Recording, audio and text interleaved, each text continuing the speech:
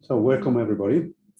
The topic this week is about some kind of background material which is necessary in order to understand what we are doing. I'm going to repeat for some of you who may have seen this before. This is going to be a kind of repetition. I'm going to say something about the Markov chain Monte Carlo, which is the basic algorithm for what we are doing.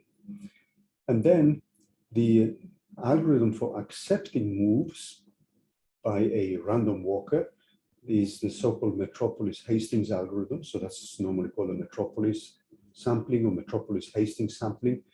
And the topic which is quite important for us is something which is called importance sampling.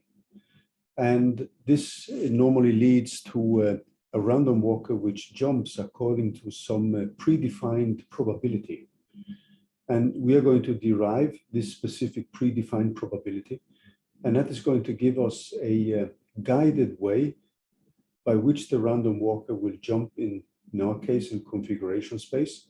And the result of this is that the sampling is going to be much more efficient than this kind of straightforward, or what we also dubbed as a brute force Monte Carlo calculation. Now, there's a video on the Metropolis algorithm if you're interested in looking at. You have obviously the lecture notes here, but you also, for those of you who've taken the course Physics 3-150, you will find a lot about the Metropolis algorithm in the lecture notes from Physics 3-150, 4-150. I'm going to repeat some of the basics here so that everybody is at the same level. And then we are going to look at how we can implement this, in particular, how we can implement what's called importance sampling. So today, the idea is more to give you the basic ideas of importance sampling and what you need to do numerically. And then next week, we will probably look more at the mathematics of something which is called the Fokker-Planck and the Langevin equations, which are the underlying equations which are used in importance sampling and in improving the way we accept a move or not. So let me, unless you have any questions, let me switch back to the whiteboard here. So let's do that, and then set up the basic machinery which we need to have into our program. So what we are doing now is essentially something which falls under the common denominator of Markov chain Monte Carlo, or MC squared.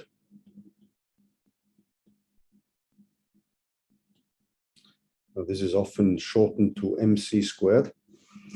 This is the basic mathematical equation which is used in setting up a variational Monte Carlo code. We are going to sample stochastically the different positions in the evaluation of an integral. So just to remind you quickly, what we are doing technically is to evaluate a multidimensional integral with stochastic methods. And that means that we need to have random variables. And these random variables are sampled according to a specific rule. So the Markov chain Monte Carlo is the basic algorithm. And the mathematical expression for this is based on a chain of events where the history of the events are only based on the history from the previous events. So everything which was done in the past is actually forgotten. So the basic things, or the basic ingredients which we need to have in these evaluations are the following. So we have a discretized, we are going to look at a discretized probability.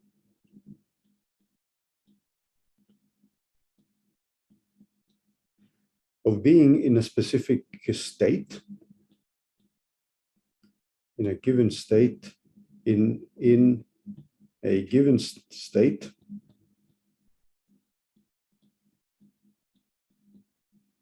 which we call for state I.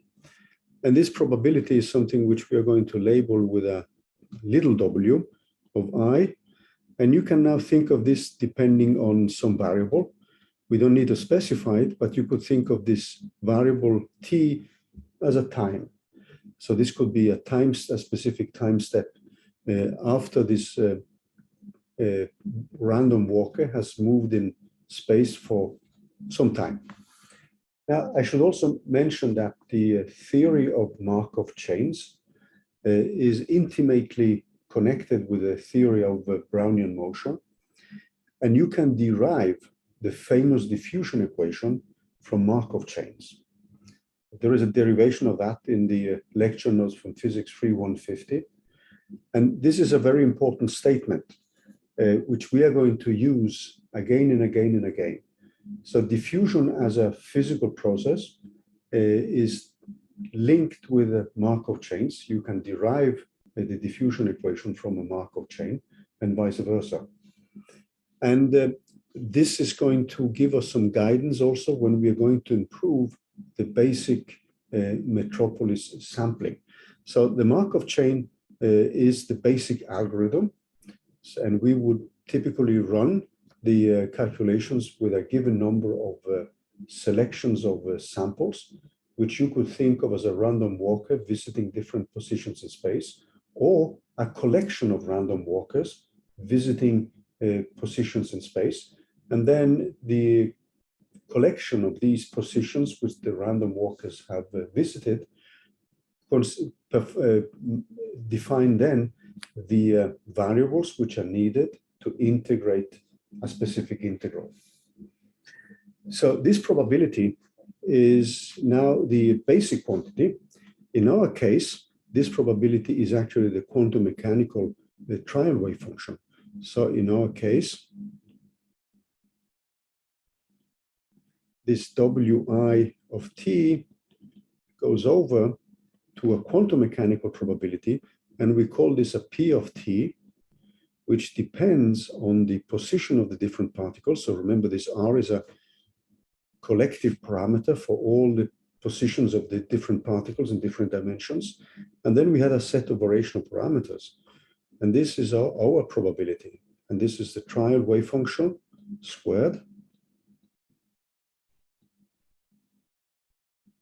And then we have an integral over the, where r is now given by a specific domain. And then we have a psi of t of r. Now, when I'm going to remind you of a Markov chain, we are going to just look at this simpler probability distribution, Wi as a function of t. But keep in mind now that in our case, what we are actually doing is that we are explicitly placing into our equations a probability distribution which is given by the trial wave function. But let's keep this at a slightly more abstract level and just stay with this Wi. Now, this Wi has some properties. So if we now sum over all the possible states which the system can be in, so this I is represents a given state the system can be in. So this could be a given position, for instance. Or Wt, this is normalized to 1 at every time step. So if you're moving in space, for instance, this I could represent a possible position which the random walker can visit. And this t would then be a specific time when you actually measured where the random walker was or is. Then there is another probability, which we are going to label as a transition probability.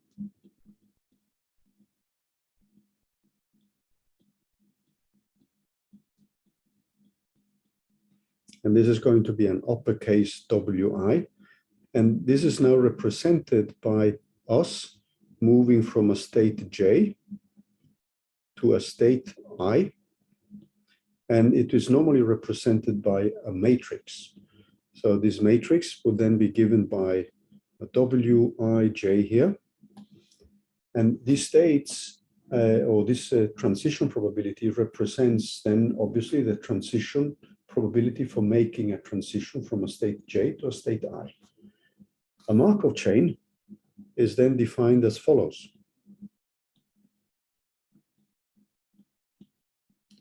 and it depends only on the previous time step.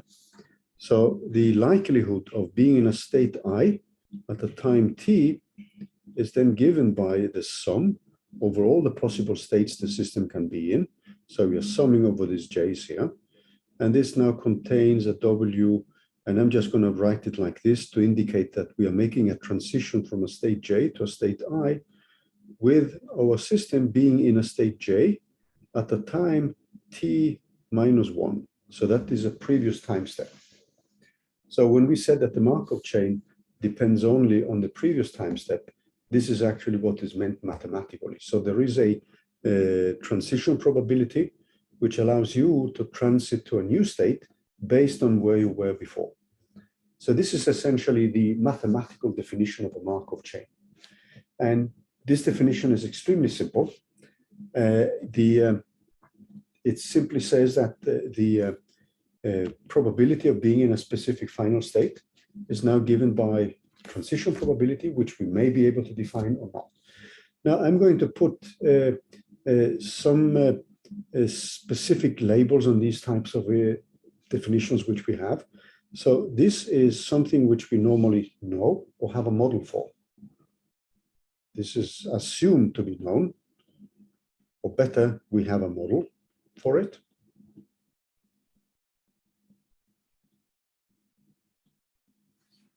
And in our case, this model is the wave function squared, the standard quantum mechanical definition of a probability.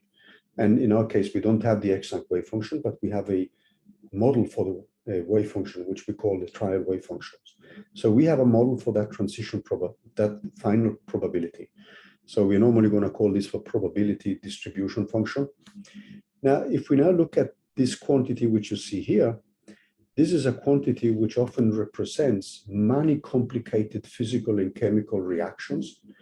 In some cases, we can define it, but in most cases, we have no idea of what it may look like. And even if we had a model for it, this would be a high-dimensional quantity, and it would be difficult to sample from it. I also want you to keep in mind the following.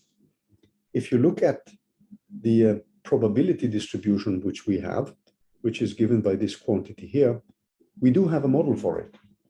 But this is also a high-dimensional quantity.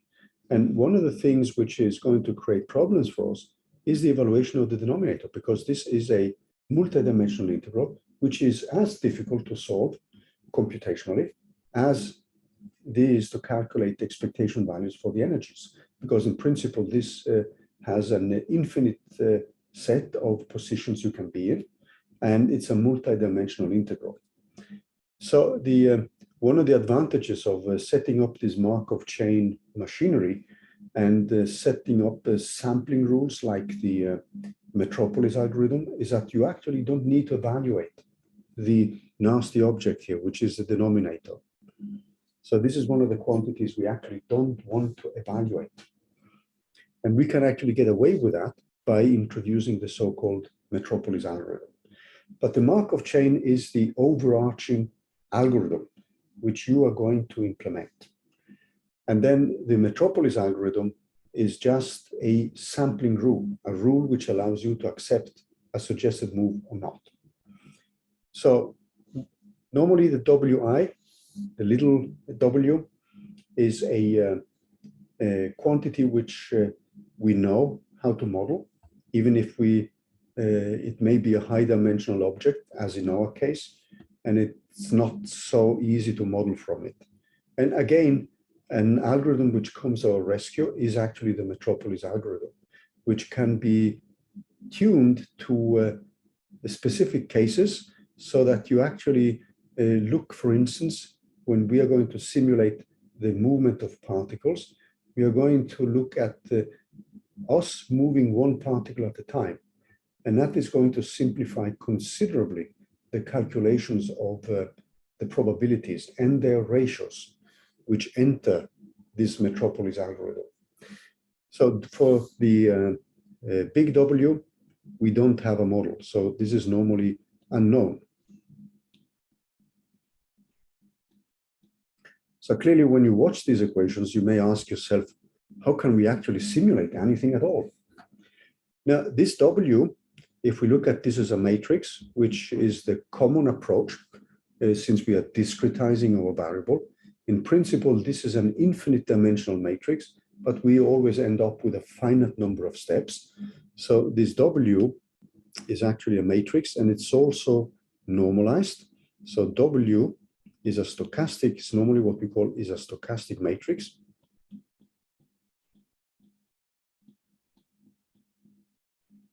And you may have encountered the definition of stochastic matrices in some of the mathematics courses. And it has the property that if we look at the sum over the columns, ij, or you can sum over the rows, this is normalized to 1. So let's look at an example here. It's a very simple one.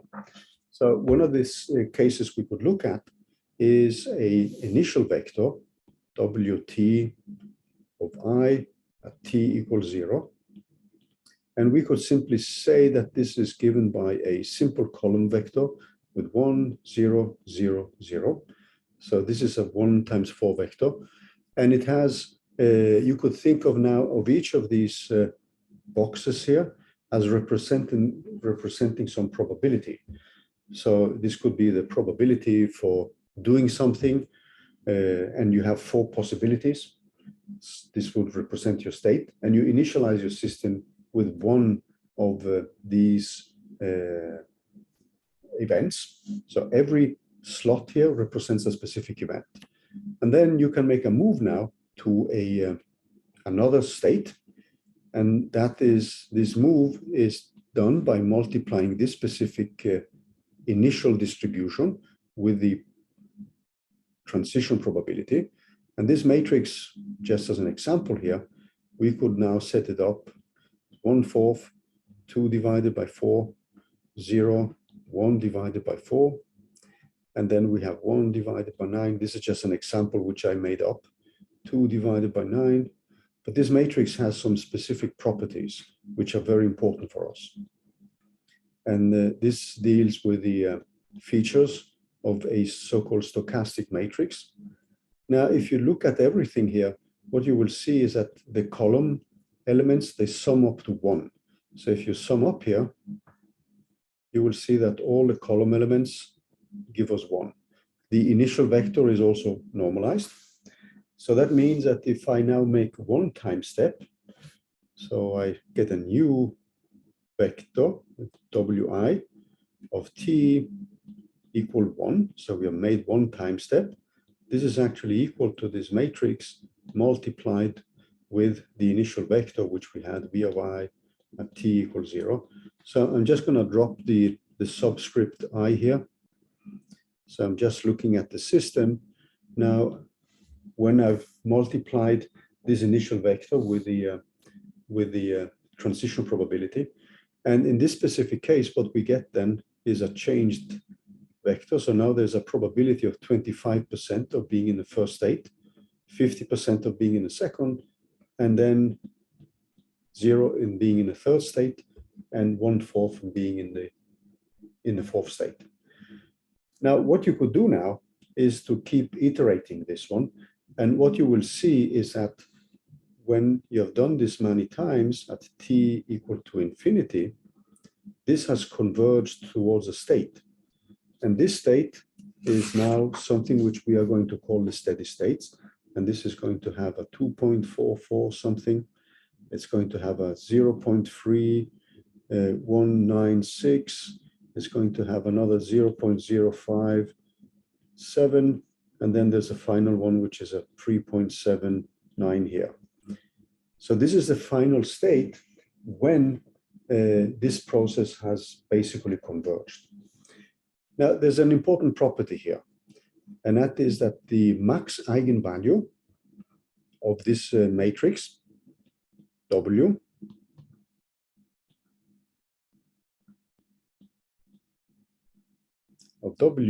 is equal to 1. And this represents the steady state of the system and represents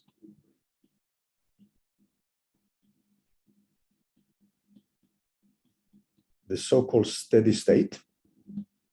So you're converging towards one state, which is the final state, and that is a state which we are interested in, the so-called steady state, or the most likely state. And in our case, this steady state is actually this state here. So if a Markov chain converges, if it's not oscillating between different solutions, it actually converges to the state which has the largest eigenvalue of the stochastic matrix. So this is some of the basic mathematics for stochastic processes like a Markov chain. It means the following.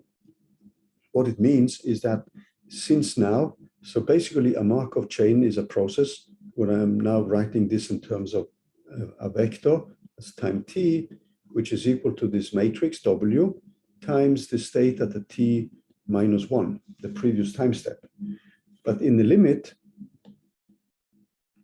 of t goes to infinity, then what we have is that t equal to infinity, what we have then is a W times t equal to infinity.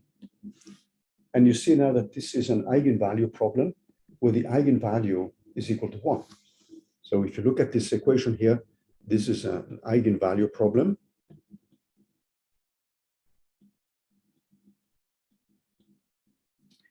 With eigenvalue lambda equal to 1. So the Markov chains, they're actually there are mathematical conditions on the type of probability which represents the transition matrix or the transition probability. So this matrix has to fulfill some specific properties. It should be a positive definite matrix. It should be represented by a stochastic matrix, which means that the column vectors or the row vectors, depending on how you define things, should be normalized to 1. And it has as the largest eigenvalue 1. And that is the state to which everything converges. So these are some of the important basic mathematical properties of a Markov chain. So what you see here is essentially the mechanism which we are trying to emulate when we set up a Monte Carlo machinery. So it's normally called a Markov chain Monte Carlo. So we pick numbers randomly, but the basic process is now simulated by this transition probability acting on this probability distribution, which we have a model for, or we even may know the probability distribution. So you can simulate, for instance, the something like a drop of milk in a cup of coffee. So you leave a drop of milk in your coffee, and then in the beginning, these milk molecules are distributed in a very small region. But you know that after some time, these milk molecules, they roam around in the cup of coffee, and your coffee changes color from black to something which is a kind of cappuccino-like color, right? Depending on what kind of how much milk you put into it. So that is an example of where you have reached a kind of steady states where the milk molecules are now scattered throughout the cup of coffee. But in the beginning, you just inject this milk in a small region. And that could be represented by a probability distribution, which then keeps expanding till you cover the whole cup of coffee. Now, if you look at what is happening in a Markov chain, you could now think of the following.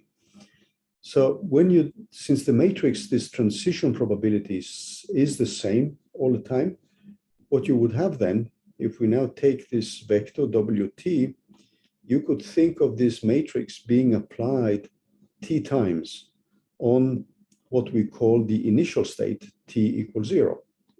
This is essentially what is done when you keep multiplying this specific state, and you multiply this specific state with this matrix. And the thing is that due to the properties, the mathematical properties of the transition probability, you could actually start with any random state, and you would always converge slower or faster to the final state, or the most likely state, which is this state here. which then corresponds to the state with the largest eigenvalue, which is equal to 1. So if you look at what you're doing now, you're applying this matrix, this transition probability, a repeated number of times. Now, if you now assume that you could, for instance, expand this state t equals 0 in the eigenstates of this matrix W. So you could now, you have a finite set of eigenstates for this matrix, which is defined by the dimensionality of the matrix. And you could now expand this in terms of the eigenstates of that matrix. So there will be an expansion coefficient, alpha of I, and this is now multiplied with some v of I, where this v of I is a vector, and that is the eigenvector of the matrix W. So you can always, when you have a basis set, you can always expand a new function in that basis set, and that will contain a kind of coefficient here. So this is the eigenvectors of the matrix W. So that clearly means that if I apply W on this vector v of I, then I'm going to get an eigenvalue, lambda of I, multiplied with v of I. Now, if you now look at what we have here, if we apply this matrix t times on this basis, multiplied with t equal to 0, this is the same as applying this matrix to this basis of eigenvectors, alpha of I, which is just an expansion coefficient of v of I. And since we now have the matrix here, which is acting on these vectors, we know that this is equal to the eigenvalue. So what we have then is that this becomes simply some I, alpha of I, of v of I, multiplied with lambda I of t. Now, as I said, the eigenvalues of this matrix W, so this basis sets of eigenvectors, is given now by 1, which is the largest one. And then we have eigenvalues. So let's rewrite, no, let me just rewrite this in a slightly different way. So these eigenvectors are so that we would have a one eigenvector, which is equal to 1. That's the largest one. And then all the other ones are smaller or equal, so which is larger or equal. So we actually don't want it to be equal because we can risk of getting what's called cyclic solutions. So that means that the system can oscillate in being in different states. So normally we want these to be larger than, so larger than the next one and the next one, etc., till we have reached the final eigenvalue of this stochastic matrix. So this means that when we let time move on here, we can actually rewrite this WT in terms of the first eigenvalue. So it's going to be a lambda 0. So we just single out the lambda 0 state. And this is equal to 1. So this is just 1 here. And then we will have lambda 0 of V0. And then we have these higher order terms here, I equal 1. And in principle, this goes to infinity, in principle.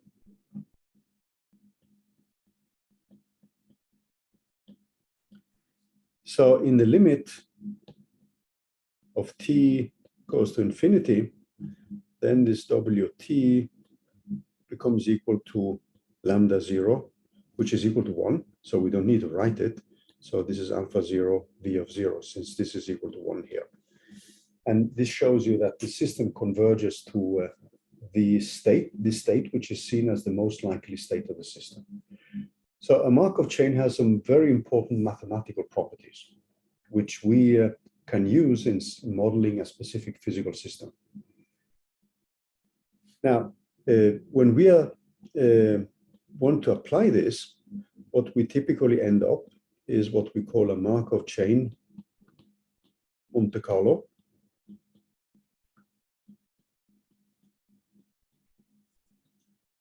By the way, please feel free to interrupt me if something is unclear. Feel free to ask questions in the chat or just unmute yourself and ask questions. So the typical algorithm which we end up with is goes as follows. So we would typically initialize the system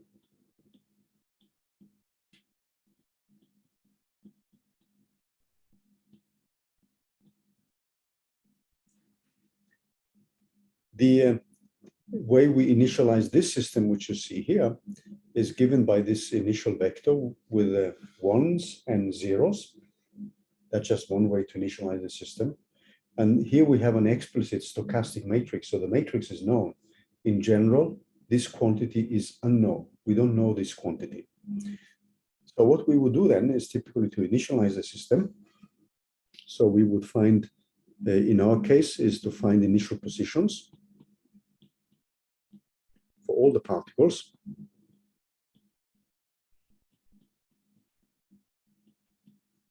Which you can call R0.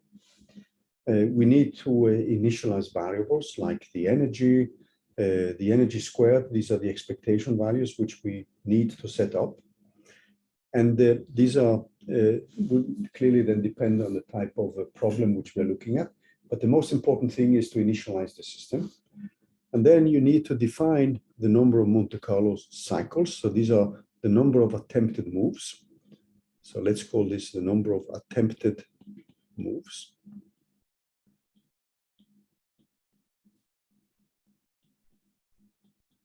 This is normally called the number of Monte Carlo cycles.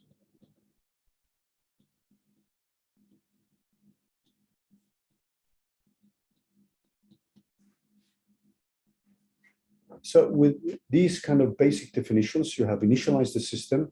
It's not only a question of initializing the positions, but also other types of variables which are involved. Then you have to define the number of attempted moves. You've obviously already defined your probability. So define the P of t, which in our case is the trial wave function. It could be any other function which is suitable for the problem you're looking at. And then you will start have a loop here. Do for I equal 1 to the final number of Monte Carlo cycles. And I'm just going to write it in a pseudo algorithmic way. So typically this is a large number. It could be millions of Monte Carlo cycles. Then when you've done that, you're going to move the system. You're going to suggest a new move. So you have placed your particles in initial positions. So what you would do now is to suggest a new move.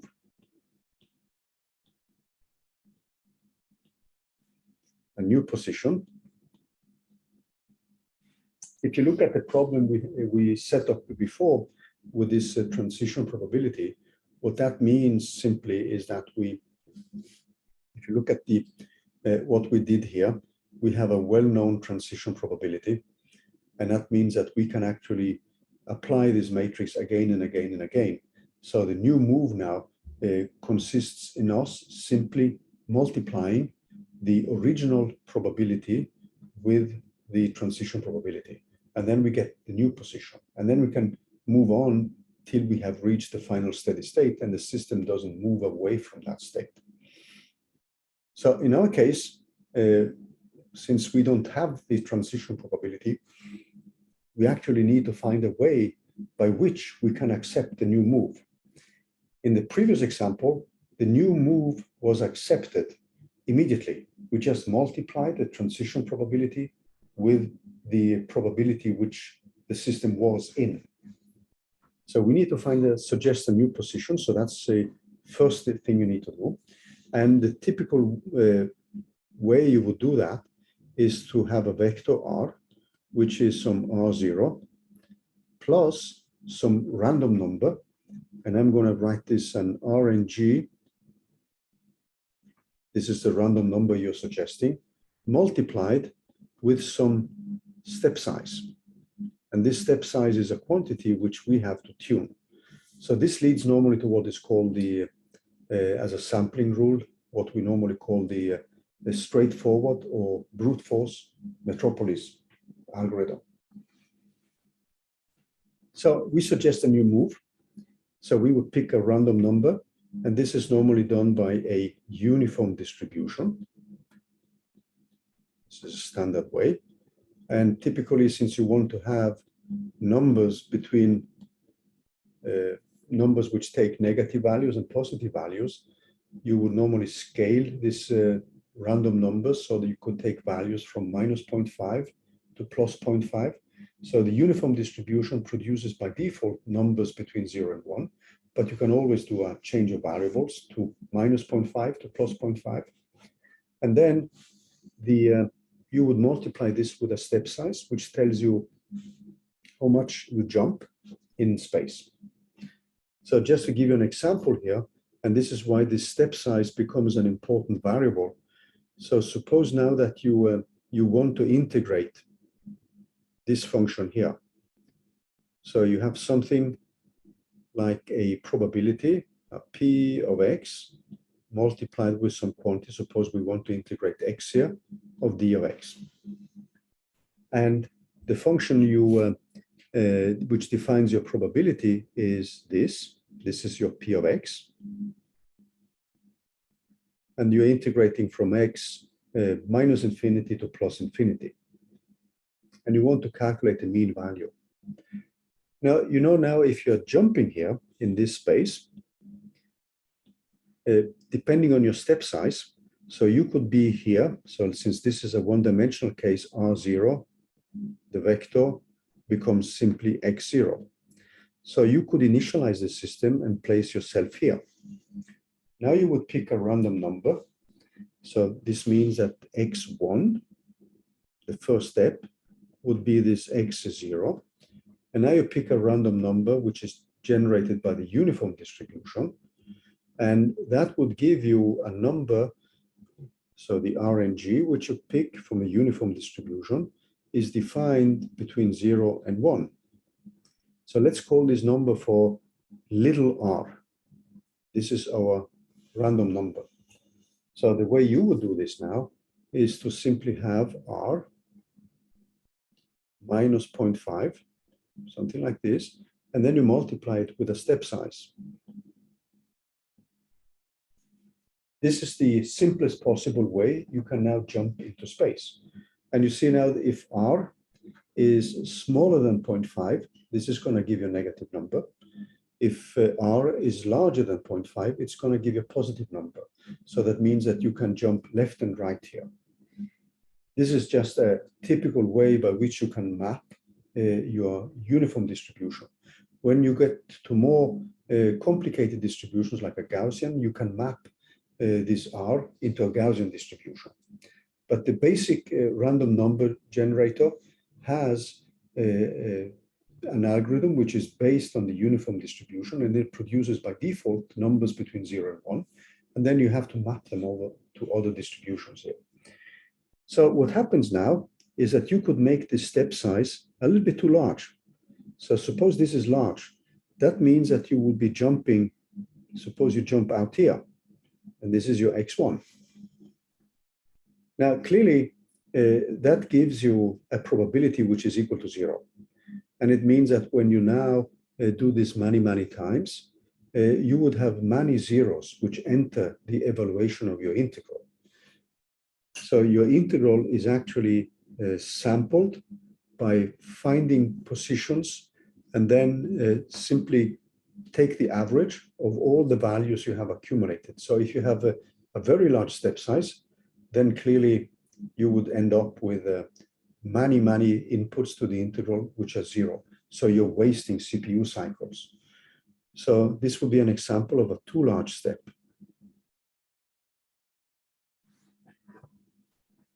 If you now look at the case when you have a small step, if you have a small step, it means you would just jump into a position here. So this will be your next x1. Then, if the step is very, very small, you will simply cover a limited region of the contributions to the integral. So if x is the step size is small, so this is too small, you will also be very, very biased when it comes to the evaluation of the integral. So you would only pick points in this small domain. So what you have to make sure now is that when you're jumping, clearly you want to jump to regions with high probability. That's very important. So let's mark this. So we want to jump to these regions because that's where P of x is large. And that clearly gives an important contribution to the integral. So we One, we want to sample regions with large probability.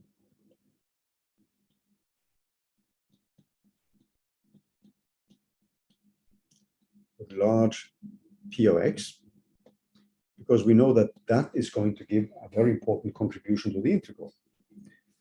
But this has, as you can see here, it has some faults. Because if we now say that we only want to sample the regions with high probability, what could happen then is that we would essentially be stuck here. And our integral would then be equally biased, because after some few steps, we would just be stuck there. So if you look at this one, if this is our only sampling rule in here, so let's put an arrow into that one. If this happens, if we only sample regions with large P of X, if only this, then the contribution to the integral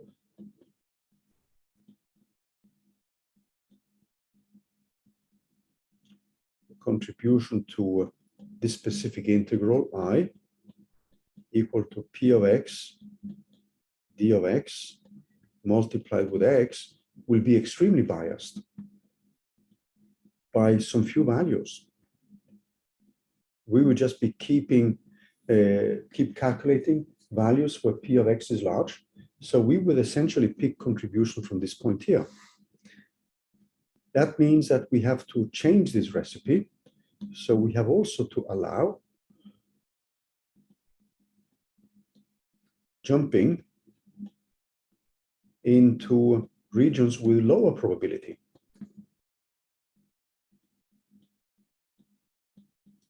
With lower probability, lower P of X. All of these arguments which you see here, they lead to what we are going to discuss after the break. So these arguments which we have here now, they lead to the sampling rule, how we accept a new position. And this sampling rule is going to be given by one of the most popular algorithms in science. It's actually perhaps the most popular algorithm. So the sampling rule, which is now given by the Metropolis algorithm. So the Metropolis algorithm is not a Monte Carlo Markov chain. It's a sampling algorithm. So this is the Metropolis algorithm, and that's the one which tells us whether we will accept this move or not. So if you look at these stages, so we suggest a new position. We perform these jumps in space. In our case, this is actually, we are changing the positions of the objects, but this could be more abstract configurations which it's jumping to. So if we accept a new position, if position accepted, and now we're going to take a small break. If position accepted,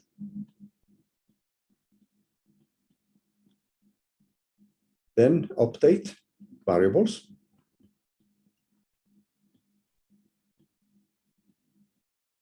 Else, we're staying at the same place.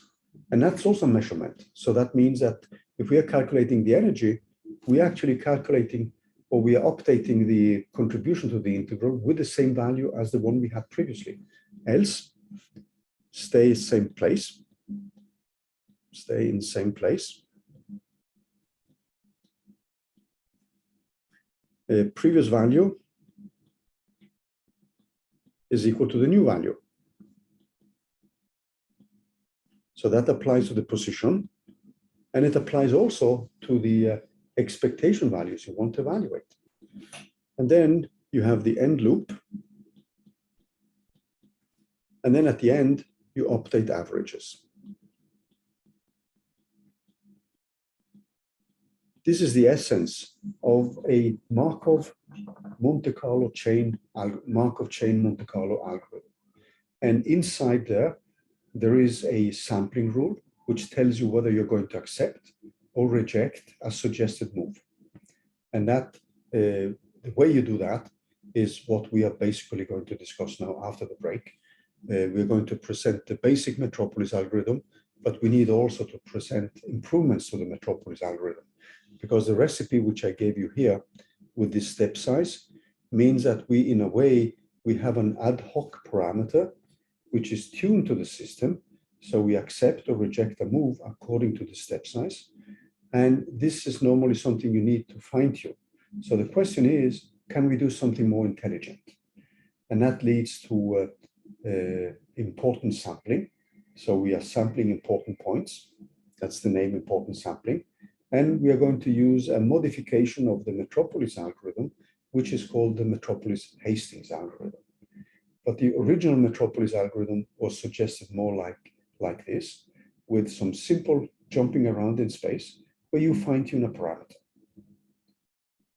So now it's time. I went a little bit over time because I wanted to conclude this, and I would suggest that we take a 15 minutes break, and then we just meet back at 20 past the hour.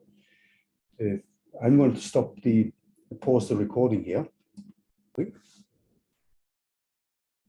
So when we now have set up the basic skeleton of a program, so essentially what you see here now, these basic steps, they deal with us initializing the system. We are placing the system in a given initial state, so typical initial positions in our case.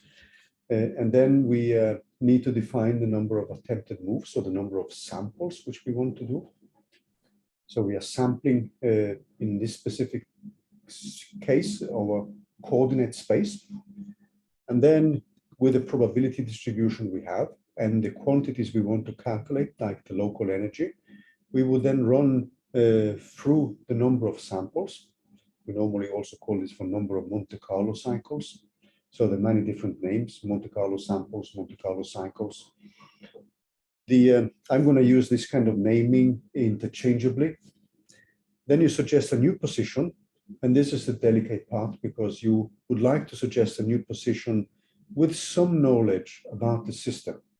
So the approach which we put up here, which is this straightforward approach, or brute force approach, requires that you have a kind of step size, which you know.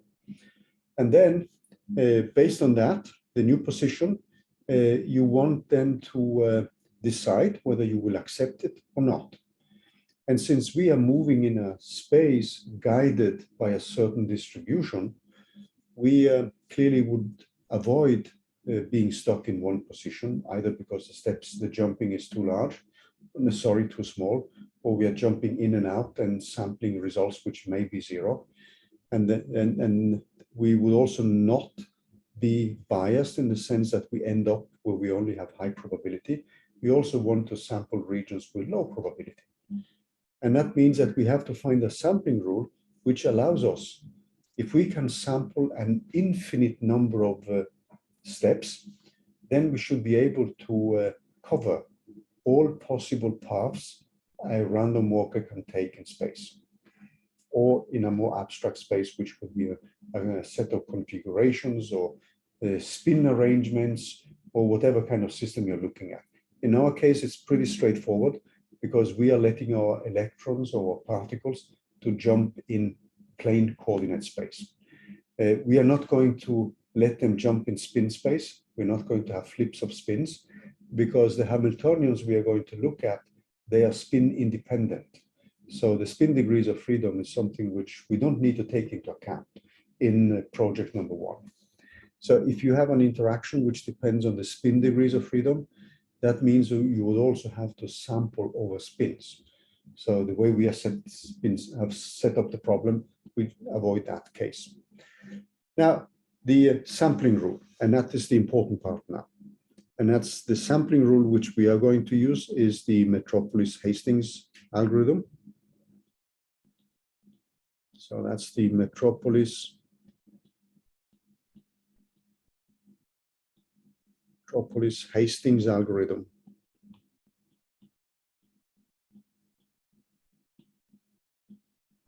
There are other ways of doing that, and another popular method is called Gibbs sampling rule. But the Metropolis-Hastings algorithm is the one which has been shown to have normally the best properties. So when we now go back at the Markov chain, which we put up in the beginning, So what we had is a Wi in the time t, which is given by this transition probability. And now I just indicate it like this. J jumps over to a state I, with us being in a state J in the beginning at the time t minus 1. So this is the basic definition of a Markov chain, as we discussed before the break. Now, the point is that we don't know this transition probability. We know we have a model for the probability distribution Wi, but we don't know this quantity here. So this is the unknown quantity.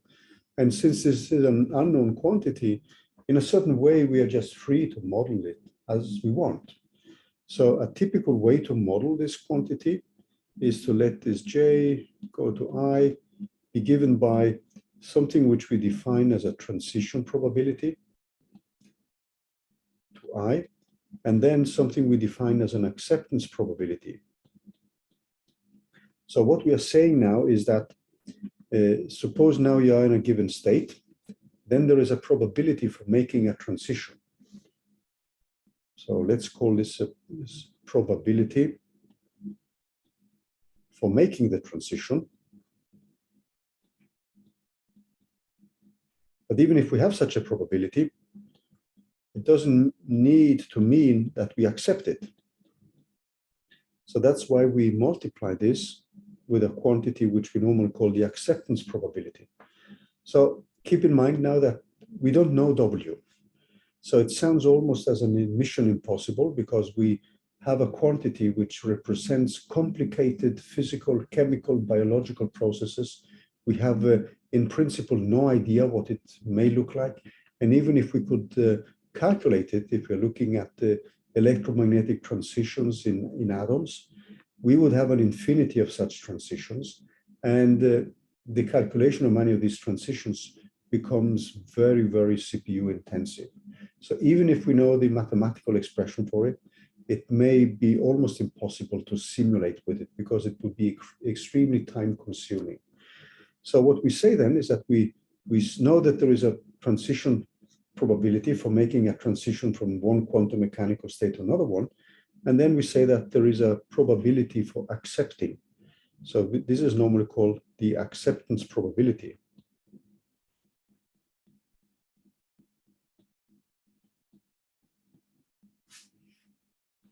Now, the Markov chain Monte Carlo process then, and the Markov chain itself, is something which we then can rewrite as follows. So we now assume that these probabilities, so there's a basic assumption more, another assumption here. We assume that they are time independent.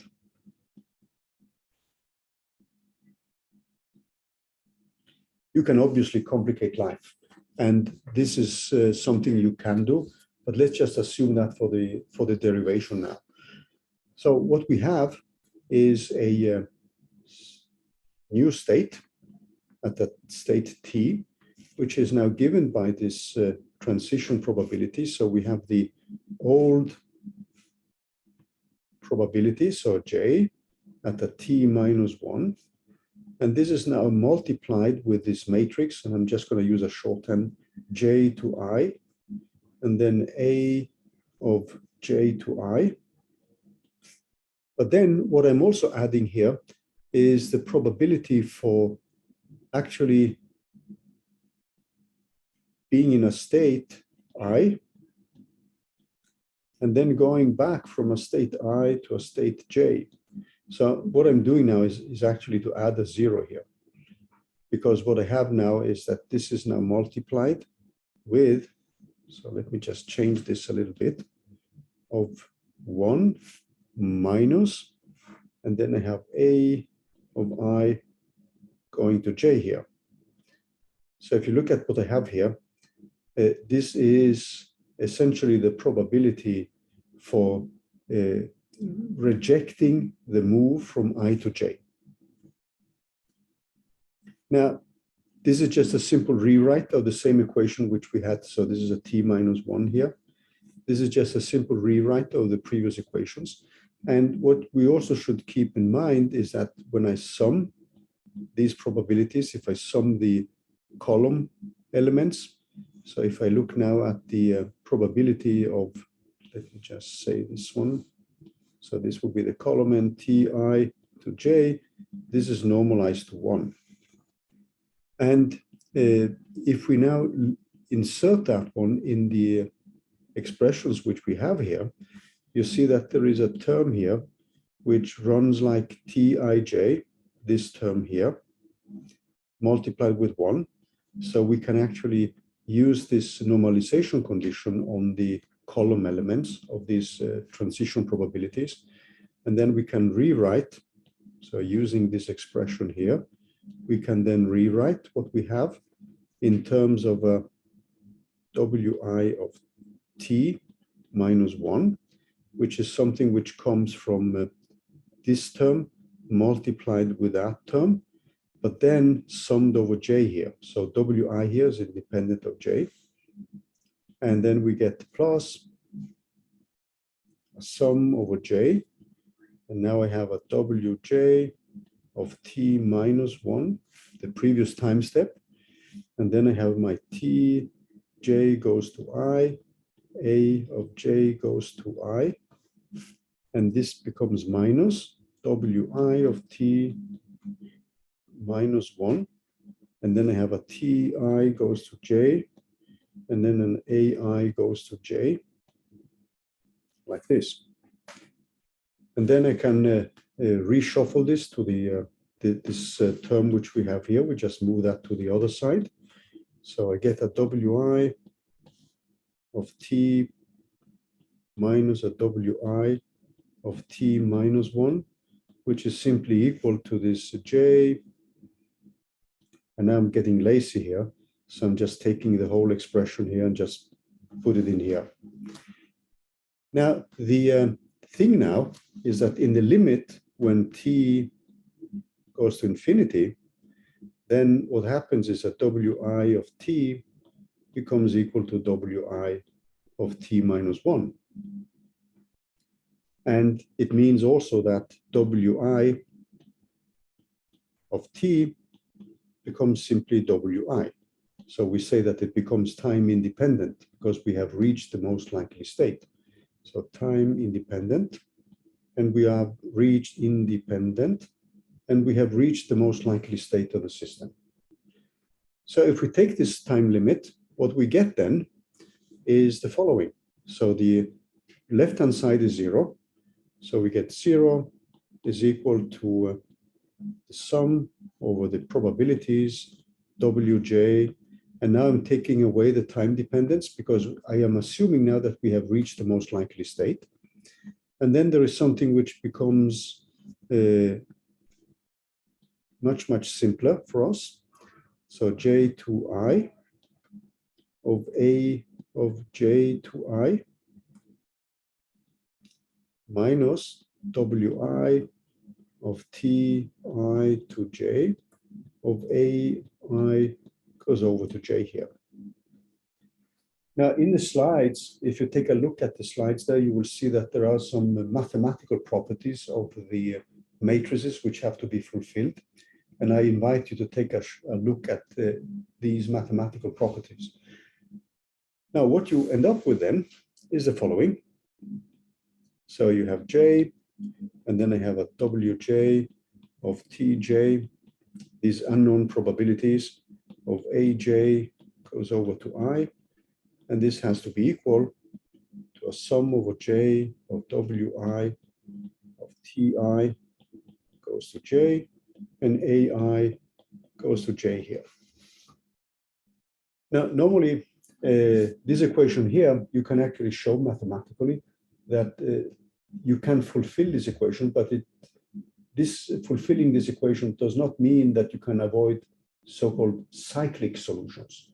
So a cyclic solution means a solution that you can now reach another state and you can stay in that for some time, and then you will move to another state. So you will never stabilize in a final most likely state. But there is something which gives a stronger condition, and that's normally called detail balance. And detail balance is the one which leads to the Metropolis algorithm. So what we have then is a ratio between probabilities. So detail balance means simply that we look at the terms inside the sum. So we require that Tj j multiplied with j with a is equal to wi of ti goes to j. So keep in mind that these quantities, these transition probabilities and acceptance probabilities, are unknown quantities. So what we have then, if we take the ratios, so I is the new state, wj is the previous state, and then we have a ratio between probabilities. So what we have then is that we get a tj goes over to I, of aj goes over to I, and then we have a ti goes over to j, and then an ai goes over to j. This is the important relation which we are going to use in order to set up the Metropolis algorithm. So what you have now, if you look at what you have on the left-hand side, this is something which we know. So we know the ratio. So let's take a closer look at that one. So in our case, this is going to be equal to, so if we take wi, we are going to have a wi of wj, and that's going to be given by the wave function squared, so psi of t, and then we're going to have a position ri, and as a function of the variational parameters. And now you see that the denominator, which we had in the definition of the probability distribution, disappears because we take the ratios between probabilities. And that really is something which is a time saver when it comes to the number of CPU cycles, because we don't need to evaluate the norm of the distribution which we have chosen. So this is simply going to be given by psi of t of rj alpha. This is the quantity which we have to calculate. So if you look at the different programs, we actually have to find a way to evaluate this ratio in an efficient way. So from a computational point of view, to be able to evaluate this when we move the different particles is something which we need to keep an eye on. And you will see later that there is an algorithm which we are going to end up choosing, and that is to move every particle individually and then take the metropolis or the ratio between probabilities. Because the wave function is going to be the product of single particle wave functions. So instead of evaluating the whole wave function, every time we make a move, we move one particle at a time. All the other ones stay in the same position. So then we need only to evaluate the ratio between the particle we moved in the previous position and the particle we moved in the next position. And that often simplifies the computational expenditure significantly. So this depends again on the type of physics problems. If a wave function ansatz based on a single particle basis is not meaningful, then we cannot use that algorithm. So if you have strongly interacting systems, this becomes something which we cannot do, because a single particle basis doesn't make a sense. So in our case now, this is an important ratio.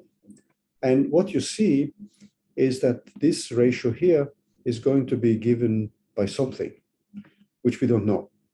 So our unknown quantities are here. So we have an a, j to I, and we have the ti to j, and ai goes over to j. Now, if you look at what we have here, we have two unknown quantities. So this ti, tj, this matrix T, or what we call the transition probability, is something which reflects our system, whereas the acceptance probability is something which is simpler. So we need simply to find a rule to accept or reject the move. So the complicated object, and which is going to lead to important sampling, is the transition probability T. So when we are going to model importance sampling, so let me single out that. So this is the quantity which we need to have a model for. So in importance sampling, we need to pay attention to how we actually set up this specific quantity here.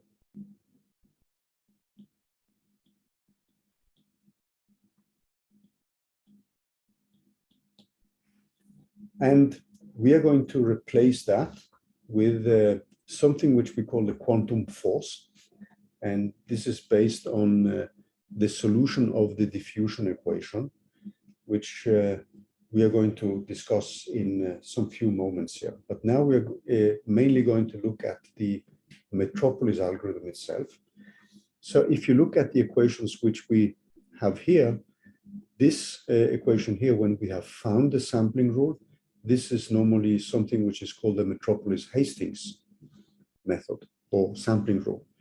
Now, what we are going to assume first now is that this process is symmetric. So the probability of going from I to J is equal to the probability for going from J to I.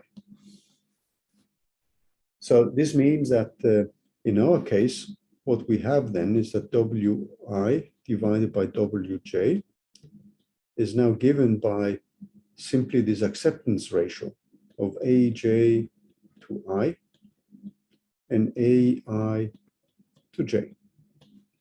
Now, still we don't know this quantity. Now, what we know, however, is that these quantities are given by probabilities. So they have to, either we go I to J or J to I, they have to be between 0 and 1. So the Metropolis algorithm, the plain Metropolis algorithm, what it assumes then, since we don't know these quantities, we are making the following assumption. So suppose now that Wi is larger or equal to Wj. So this is the first case.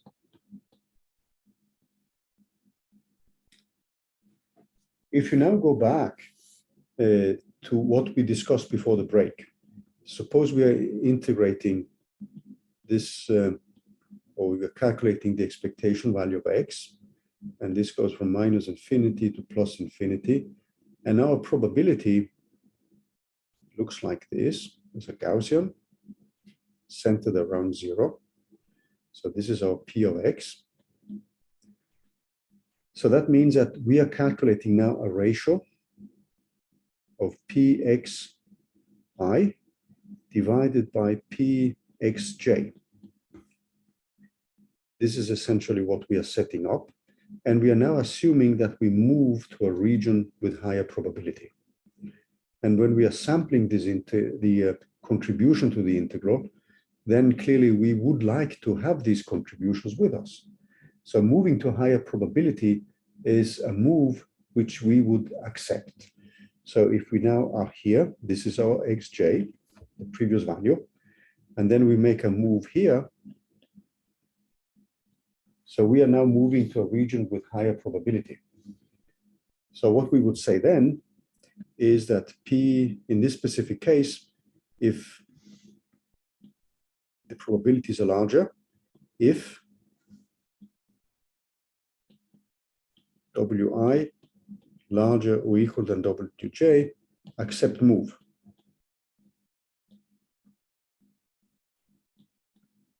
So we don't even think. We are moving to a region with higher probability. If you're doing statistical physics, moving to a region with higher probability means moving to a region with lower energy. So that means that you're moving more and more towards the most likely state, because in statistical mechanics or statistical physics, you want to reach the most likely state at a given temperature, and that's normally the state with the lowest energy at that specific temperature. So we accept the move because we know that these are the positions which give a high weight to the calculation of the integral. So these are important positions. So what does that mean for us now? So we don't know this acceptance probability. So what we are saying then is the following. If we are making this move, if this is the case, then we know that if you look at the ratio between the probabilities, then you know that Aj of I divided by Ai goes to J has to be larger or equal to 1. Now, we don't know what Aj to I takes as a value, but we know its maximum value. So what we do then, we simply set Aj to I equal to 1, its max value.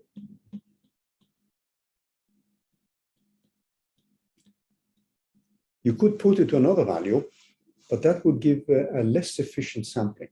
So we're simply saying now that the ratio tells us that we're moving to regions with larger probabilities. We obviously accept that move. And then we simply state that the probability for moving from J to I, we put that to the maximum value. So this is the basics of the Metropolis algorithm. And you know then, clearly, that in this specific case, then I to J is smaller than Aj to I, smaller or equal. And we simply put the largest one to its maximum value, which we know, because these are normalized probabilities, and they live between 0 and 1. Okay, now we have the next case, because if we simply do that, what would happen then, if we just stay with the option 1 here, what would happen then is that we would gradually just move here. And then since we're moving to higher and higher probabilities, after some very few moves, we will simply be stuck here. And if you run your calculation 1,000,000 times, so you sample 1,000,000 points, suppose you need 1,000 points to reach the most likely position or the most likely probability, then the remaining points of this 1,000,000, so 1,000,000 minus 1,000, you will simply just be calculating one value. And then very clearly, your integral will be extremely biased towards just this specific value, and you would not be sampling the whole of space. So we actually have to take into account the possibility that this Wi is less than Wj. Now, if we do that, then clearly the relation which we had here is reversed. So it means that J goes to I, divided by I goes to J, is clearly now less than 1. So what we do then is that since I to J is the largest probability, we simply put that one to 1. Because we have now that Aj goes to I is less than Ai goes to J. And if we now collect everything, this simply means the following. So the Metropolis algorithm, we can phrase it in the following way.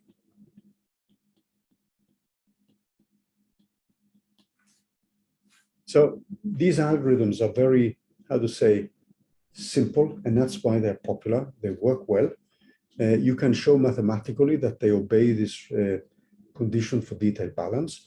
And then there's another important condition which they have to obey, which we will not prove, which is the ergodic hypothesis, which means that if you are able to sample for infinite times, you should be able to cover every possible path in this space of positions or space of configurations. So the Metropolis algorithm is as simple as this. Aj go to I is equal to the maximum of the following quantity. So we would simply write it like this. It's equal to 1 if Wi is larger or equal to J. So you being equal means you stay in the same position. And then what you would have then is that's going to be equal to Wi divided by J else. So this is a smaller number. And what it means then is that you can rewrite this in a more compact way. So this is going to be given by the minimum of Wi, Wj, and 1. This is the plain Metropolis algorithm, where we have assumed that this transition probability of going from I to j and j to I, they have the same probabilities. Now, this is not normally the case, and we would like to bake in some kind of guidance in the way the random walkers are going to jump now, because with this kind of acceptance probability, we have to rely on us setting a fixed step size so that the random walkers now are not going to be guided by us or the underlying probabilities or an information about the physical systems. We are simply going to tune the jumping in space by some kind of step size. But this is essentially the basic Metropolis algorithm. And then depending on the value of this ratio between the probabilities, you then have you would compare this with a random number. So the way you would implement it, the implementation of the algorithm,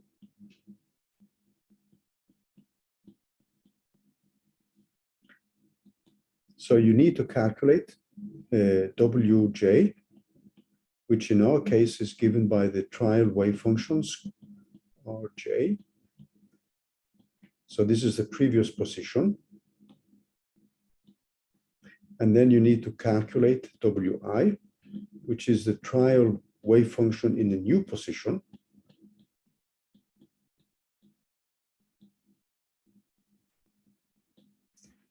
And then you compute this ratio. So what you would do then,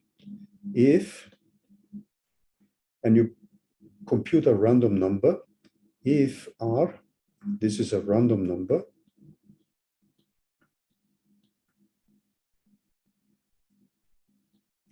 which is between 0 and 1. So you use a uniform distribution, is smaller or equal than Wi, Wj, then you would accept. Then what you would do then is that the new position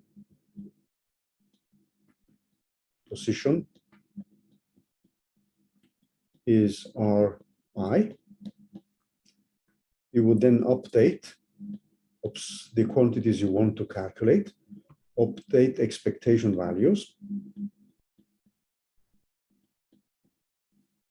And in our case, this would be, in most cases, EL of Ri. So you would calculate the contribution to the local energy with this new term Ry. And then you would add that to the expectation value of the energy. You would also calculate the same value squared, because you're interested in calculating the variance. You would update the position, you would update the expectation values you need to calculate. So you need a call to the local energy function. So this means a call to E local function.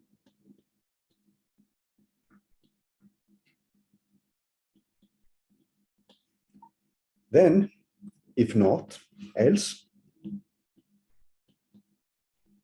then Ri is simply given by the old position, Rj.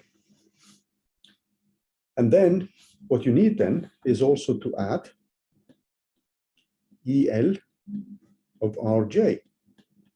So not moving is also a measurement. So let's emphasize that. So you don't discard these results. Not moving is also a measurement.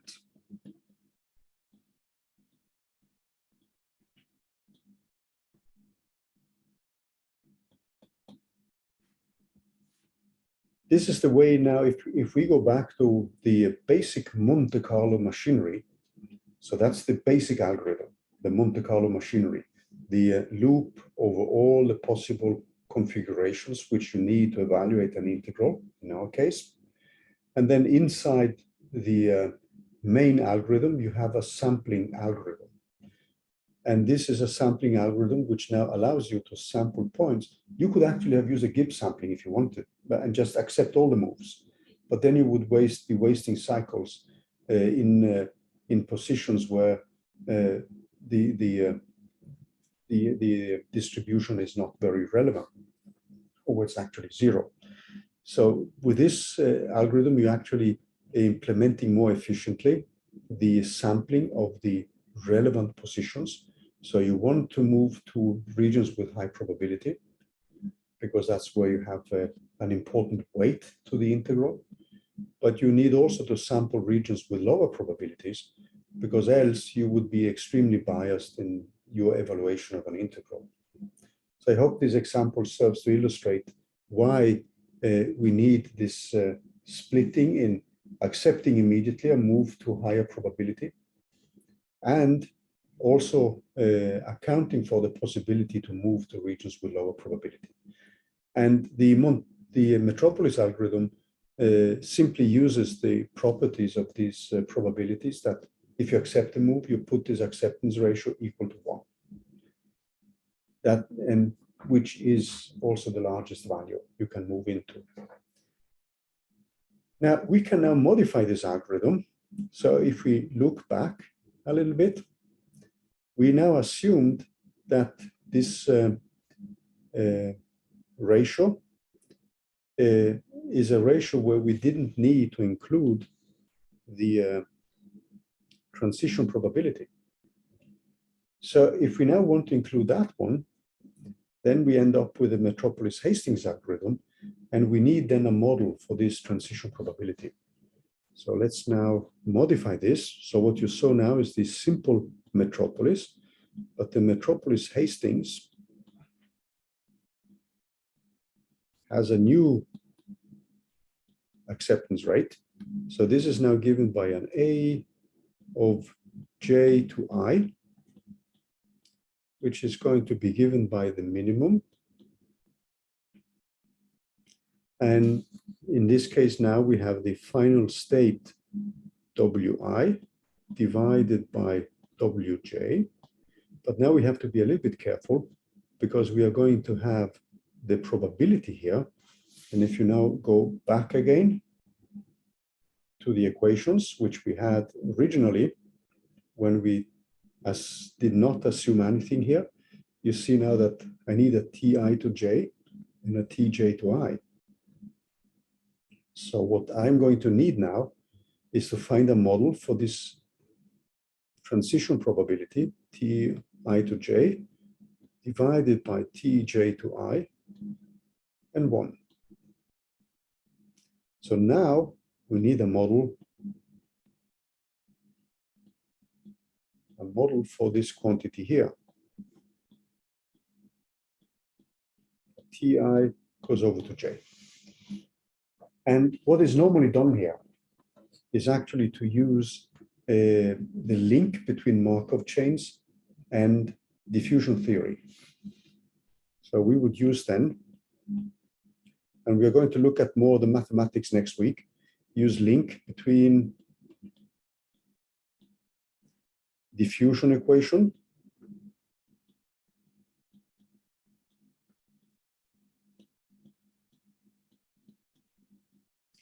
and Markov chains.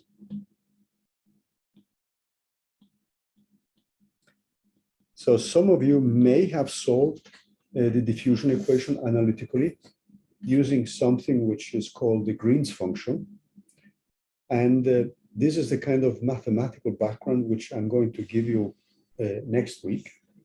And this leads to something which is called the Fokker-Planck equation and the Langevin equations. And I need to motivate that a little bit more.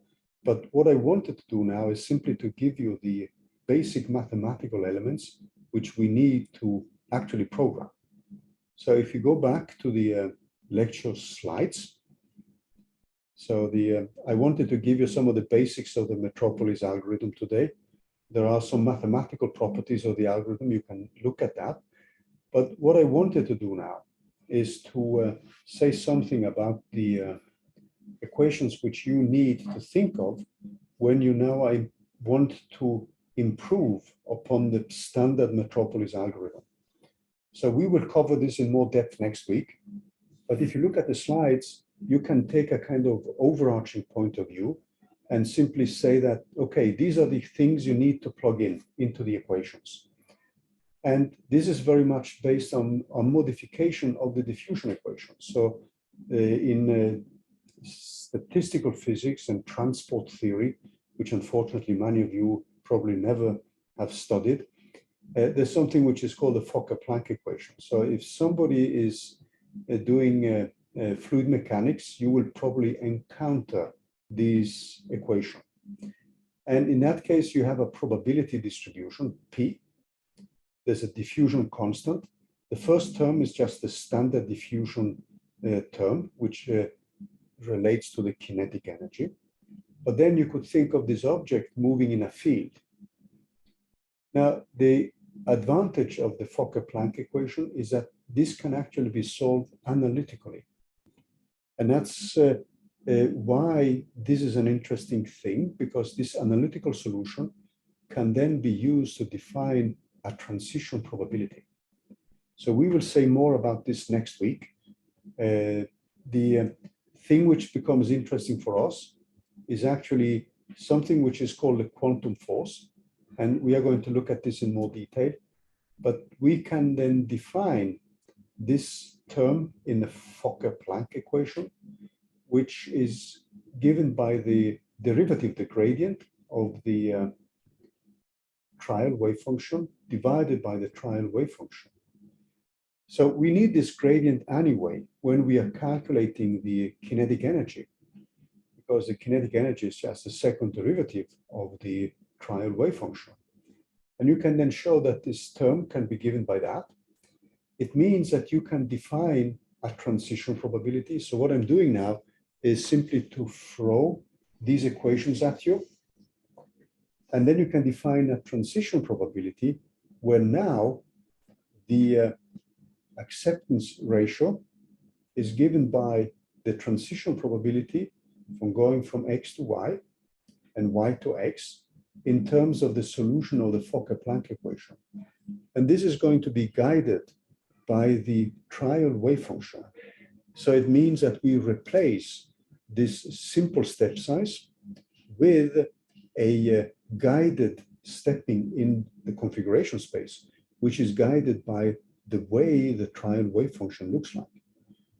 And that avoids this brute force sampling, where we simply use a rule of thumb where we say we accept 50% of the steps and reject 50% of the steps, since we are just tuning a step size. Now we can simply let the algorithm pick the best steps, and then we can quickly increase the acceptance ratio to 90–95%, because we are letting the random walker jump in space according to a probability distribution. So this is very much based on diffusion theory and the diffusion equation. And we are coming back to that next week, when we are going to look more at the mathematical details. But you can take now, if you want to take a kind of more, overarching view of it, what you need to code now in the Metropolis test is this equation which you see here. In the Jupyter notebooks, if we go back to that, and I'm just gonna end there. So let me just bring up that. So in the Jupyter notebook for this week, if you go down, you will see an implementation of that. So if you want to start implementing this specific quantum force, or this Green's function, which you see here, in the modified Metropolis sampling, and you want to implement this equation here, there is actually a code example here in Python, where you now can calculate this quantum force, which is the first derivative or the gradient of the trial wave function. And then when you have that, you can calculate the new ratio by calculating the quantum force in the old position. You calculate it in the new position. You calculate this Green's function without the exponential first. You just take the arguments, and then you calculate the exponential. And now your probability ratio is the wave function squared in the new position divided by the wave function squared in the old position and multiplied with this Green's function. So if you look at the code here, This gives you the kind of overarching view. So please forgive me for just throwing the equations at you. And next week, we are going to go through the mathematics behind the equations so that you get a better understanding of where these equations come from. So the basic is the tight link between Markov chains and the diffusion equation. And we are going to think of this as an object which is going to move in a specific field. And that field is defined by the trial wave function. If we only had a plain diffusion equation, the Green's function would lead to a transition probability from I to j, which is equal to the transition probability from j to I. So they would, then in the ratio, they would just disappear again. So we need to make this change in order to get a guidance on how the particle should jump. So keep also in mind that this is based on our own ignorance about the transition probability. We have a model for the probability of being in a specific state, but we don't know how to model the transition probability. So we are using as much insight as we can from diffusion theory. So you can look at this from different points of view. So you can say, okay, this is an equation we need to program. Let's program it. Alternatively, you can also think, I would like to understand a little bit more where these equations come from. And this is going to be the topic of parts of the lecture next week. In the slides here, you will also find the equations you need to program. So you can take a practical approach to it and just start writing that code. But it's also a little bit more satisfactory to have seen where these equations come from. And this is the topic for next week. And this week, I just wanted to have all of you with me on an understanding of the Markov chain machinery and the Metropolis algorithm itself. So I'm going to stop the recording here. There's a